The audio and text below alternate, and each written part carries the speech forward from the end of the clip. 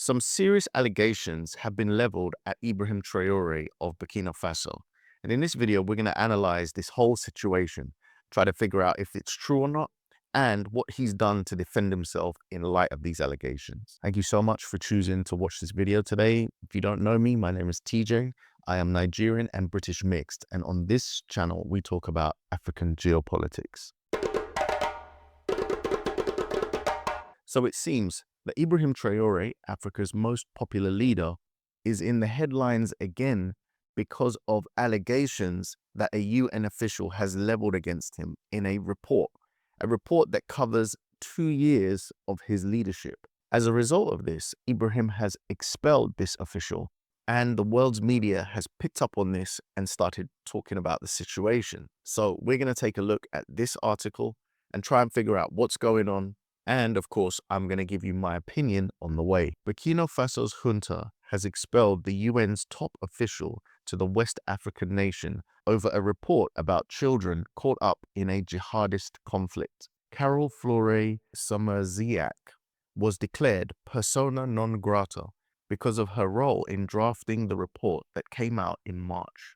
Covering a 2-year period, the study detailed more than 2,000 cases of reported child recruitment, killing, sexual violence, and abuse, blaming Islamic insurgents, government soldiers, and civilian defense forces. The military government, which came to power in September 2022, is led by Captain Ibrahim Traoré, said it had not been consulted by the UN, saying the report contained unfounded allegations.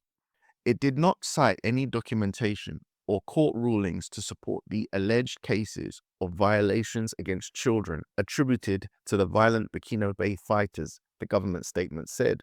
Since 2015, jihadist rebels affiliated with Al-Qaeda and the Islamic State group have waged an insurgency that has killed thousands of people and forced millions to flee their homes. Ms. Flore Simazina was appointed in July 2024, more than 18 months after her predecessor was expelled. From Mauritius, she has worked in areas experiencing or recovering from conflict for more than 2 decades, holding posts in Ivory Coast, Chad, and Malawi, according to the UN. The UN has not yet officially commented on the latest expulsion, but the UN chief has expressed his regret over the decision to expel Ms. Manzi, whilst reiterating the UN's desire to engage with the junta to support Burkinabés. There have been concerns over the effectiveness of Captain Traoré's operation to quash the militants, with the junta rejecting the assistance of former colonial power France in favor of Russia. In the first half of 2025, jihadist group Janim said it had carried out over 280 attacks on Burkina Faso, double the number of the same period in 2024, according to the data verified by the BBC. Rights groups have also accused the army of targeting civilians as well as suppressing political activity and freedom of expression. Last year, the military government announced it was extending junta rule for another 5 years. It also said that Captain Treoré, who has built up a persona of a Pan-African leader, would be allowed to run for president in 2029. So this is very much framed against the idea that after Ibrahim Traoré has expelled the French from the country has descended into a chaos of crime and Islamic extremism that is causing much suffering, even abuse of children. There's also an allegation in there that his soldiers are perpetrating some of these crimes. Now, before we get into whether this is true or not, the first thing to note is that the UN, the place that wants Africa to participate in its workings, has not seen it fit to allow any African country or Africa as a bloc to make a veto vote possible, essentially meaning that they can join the UN, they can be part of the UN, but they can't make any final decisions. That is only down to 5 countries, of which there is not a single African country. This is particularly troubling because Africa makes up a considerable population of the member states of the UN.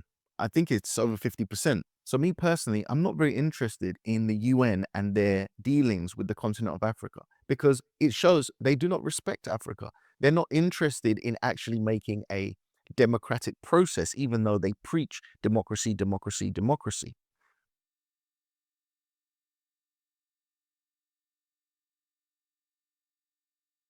The other question we need to ask is, why are there so many Islamic groups since the French were expelled from Burkina Faso in the first place? This is a question that the UN don't want to investigate. But the truth is that they are there as a sort of secondary result. The other question we need to ask is, why are there so many Islamic groups since the French were expelled from Burkina Faso in the first place? This is a question that the UN don't want to investigate. But the truth is, at best, they are there as a result of the offshoots of rebel groups funded by the West whenever they want to topple a regime like Libya. These groups are given guns, arms, and they're paid to go and cause havoc. Once a country like Libya is rid of Gaddafi, what do these groups do? Do you think they just go back into normal society? No, they want power, they want growth. And these groups now understand what they can do in terms of violence and all of these crimes. And they recruit and they grow and they find disgruntled people. They recruit child soldiers and they do all types of violent acts. And these groups have grown and spread throughout the whole of the Sahel region. That's the best case scenario.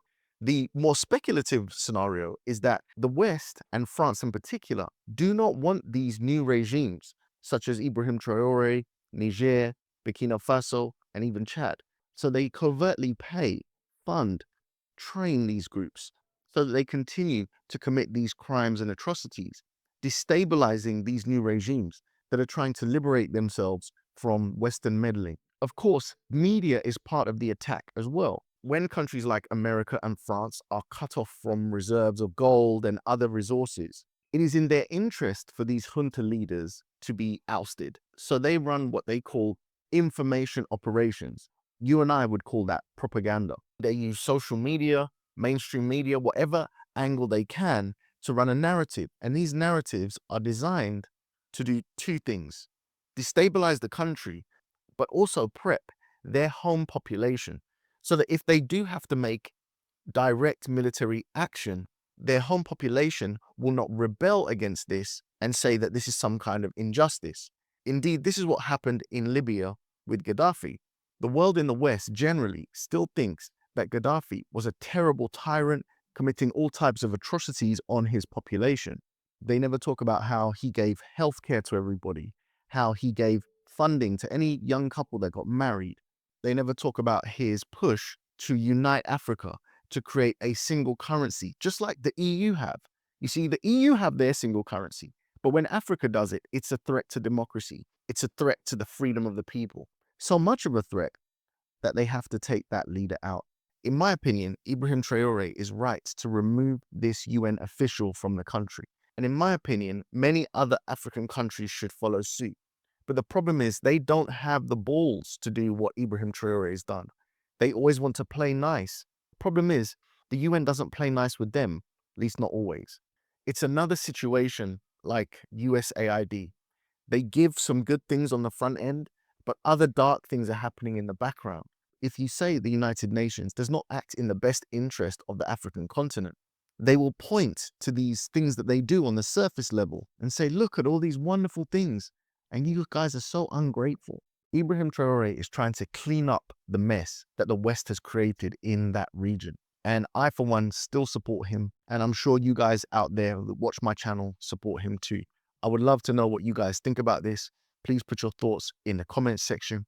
But if you have nothing to say, would it be too much for me to ask you to write the words, "Leave Traoré alone," in the comments section? Just lets me know that you watched the video to the end, you like what I'm doing, and you want me to continue. Thank you so much for watching this video today, and I'll catch you in the next one. Peace.